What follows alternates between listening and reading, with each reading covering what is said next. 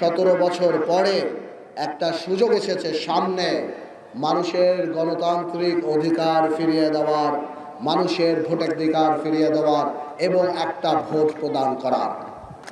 আপনারা আবেগ নয় বিবেক দিয়ে ভোট দেবেন। আজকে আমি এখানকার জামাত ইসলামীকে জিজ্ঞেস করতে চাই, আমরা রাজনীতি করেছি, এখানকার যারা আছে সবাই রাজনীতি করে।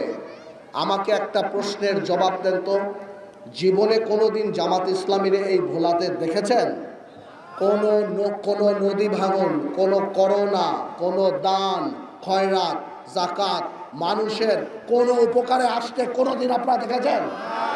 আপনারা জামাতের কোনো নেতারে কোনোদিন দেখেছেন যে বন্যা হোক, খরা হোক, পানি উঠুক, তারা সবাই দল বেঁধে মানুষের পাশে দাঁড়িয়েছে, মানুষকে কিছু একটা দিয়েছে, মানুষের জন্য 1 টাকার কোনো উপকারের কাজ করেছে? সারা জীবন দেখলাম না, কোনো মামলায় দেখলাম না, কোথাও কিছু দেখলাম না। এখন ইলেকশন আসছে, পোলাপান্নে বিস্কিট খায় আপনি ভোট চান? এই বিস্কিট খাওয়াবে, এই চকলেট খাওয়াবে, কিন্তু গলায় বাইজা গেলে পানি খাওয়াবে না। আজকে ভোলা একটা দ্বীপ, ভোলা একটা মানুষ অসুস্থ হলে আমরা বাইরে নিতে পারি না। আমাদের ভোলা বরিশাল সেতু এখন প্রাণের দাবি হয়ে দাঁড়িয়েছে।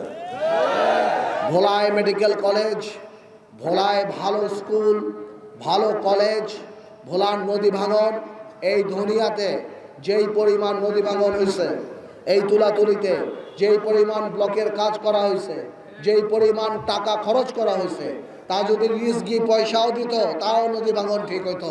কিন্তু চোরদের জন্য, শুধুমাত্র দুর্নীতিবাজদের জন্য এই কাজ এখনো ঠিক করে হয় নাই।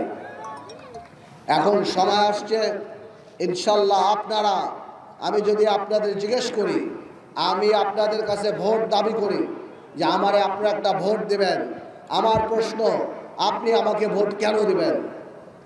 আমি এই জন্য ভোট অধিকার নিয়ে চাই, কারণ ইনশাল্লাহ আপনাদের দাবি দাবা আমি যেভাবে সংসদে ভোলাকে প্রতিনিধিত্ব করতে পারবো, আমার বিশ্বাস এই অন্তর দিয়ে এরকম প্রতিনিধিত্ব আর কেউ করতে পারবে না ইনশাল্লাহ।